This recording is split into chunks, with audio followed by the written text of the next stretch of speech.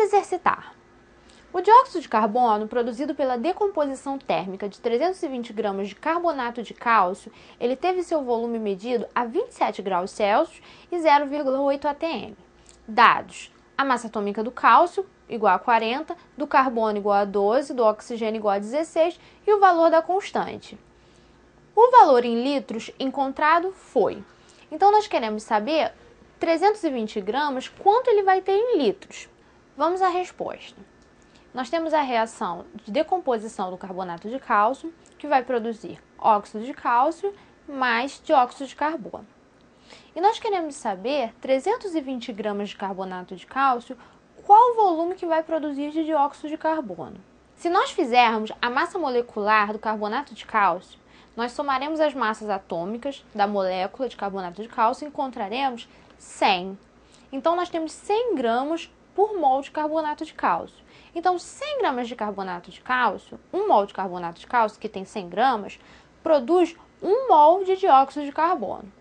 Então, 320 gramas de carbonato de cálcio vai produzir quantos mols? Nós vamos encontrar o valor de 3,2 mol de dióxido de carbono. Por que nós vamos encontrar primeiramente o número de mols de dióxido de carbono que nós queremos e não diretamente o volume? Porque não está nas condições ideais esse gás, porque a temperatura dele é 27 graus Celsius e a pressão dele é de 0,8 atm. Para que ele estivesse nas condições normais, ele teria que ter 0 graus Celsius e 1 atm. Aí sim, 1 mol teria 22,4 litros. Mas como ele não está nas condições normais, nós utilizaremos a fórmula PV igual a nRT. E para isso, se nós queremos saber o volume de dióxido de carbono, na fórmula nós precisaremos do número de mols de dióxido de carbono. Então agora que nós já temos o número de mols, que é 3,2 mol de dióxido de carbono, que é produzido a partir de 320 gramas de carbonato de cálcio, nós podemos calcular. Colocando a pressão, que é 0,8, o volume é o que nós queremos descobrir, vai ser igual a 3,2, que é o número de mols que nós encontramos, vezes 0,82, que é a constante que foi dada no enunciado, vezes 300. Esse 300 é a temperatura, mas você deve estar pensando, a temperatura não é 27 graus Celsius. Lembre-se que a unidade que nós iremos utilizar é Kelvin. Portanto, para passar graus Celsius para Kelvin, sempre deve-se somar a temperatura em graus Celsius o valor de mais 273. 27 mais 273 dá 300, sendo assim 300 será a temperatura em Kelvin. Agora nós iremos resolver e encontraremos que o volume é 98,4 litros de dióxido de carbono. A resposta é a letra E. Então agora é sua vez. As figuras abaixo mostram dois balões iguais e as condições de temperatura e pressão a que eles estão submetidos. O balão A contém 41 litros de oxigênio puro e o B contém uma mistura de oxigênio e vapor de água, oxigênio úmido. Letra A. Quantas moléculas de oxigênio existem no balão A? E letra B. Qual dos dois balões é o mais pesado? Justifique sua resposta. Então nós queremos saber quantas moléculas de oxigênio nós teremos no balão A. Para nós sabermos isso, nós calcularemos o número de moléculas a partir do número de mols.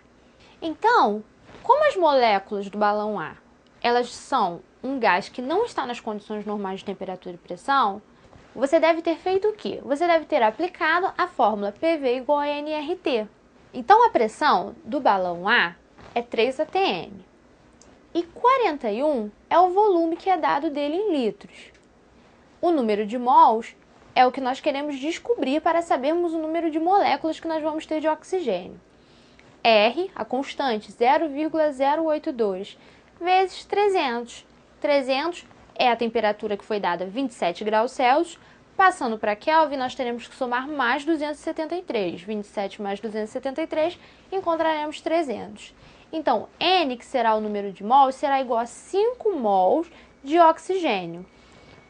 Para nós sabermos agora o número de moléculas de oxigênio que nós teremos no balão A, nós utilizaremos que 1 mol de oxigênio sempre tem o quê? 6 vezes 10 elevado a 23. Sempre 1 mol de um gás ele vai ter 6 vezes 10 elevado a 23 moléculas. Então, 5 mols, que foi o que nós encontramos de oxigênio, vai ter quantas moléculas? A resposta será x igual a 3 vezes 10 elevado a 24. A letra B pergunta qual dos dois balões é o mais pesado. Justifique sua resposta. Então, você deve pensar, mas os dois balões, eles possuem o mesmo valor de temperatura e o mesmo valor da pressão. Certo, se eles possuem o mesmo valor de temperatura e o mesmo valor de pressão, se esses dois balões eles estão nas mesmas condições, nas mesmas medidas, eles vão ter o quê? O mesmo número de moléculas, já que esses gases estão nas mesmas condições de temperatura e pressão, ambos terão a mesma quantidade de moléculas. Mas a diferença é que um tem só moléculas de oxigênio, o outro tem moléculas de água também. As moléculas de oxigênio, a massa molar delas vai ser de 32 gramas por mol. Já as moléculas de água, ela vai ser de 18 gramas por mol. Sendo assim, o balão mais pesado vai ser o balão A. Porque se você for imaginar que o mesmo número de moléculas eles têm, por mais que seja o mesmo número de moléculas, as de oxigênio são mais pesadas do que as moléculas de água. Sendo assim, se você multiplicar o mesmo valor pelas diferentes massas, você vai perceber que o balão A ele é mais pesado. Então, olhando o nosso esquema do cálculo de volume, quando ele é fora da CNTP, condições normais de temperatura e pressão, isso quer dizer que os gases não estão nas condições normais de temperatura e pressão, que é 0 graus Celsius e 1 atm. Então, nesse caso, teremos que utilizar a equação de Clapeyron, que vai ter como descrição que ela é utilizada para uma massa constante de um mesmo gás, valendo sempre a relação de que PV sobre T é constante.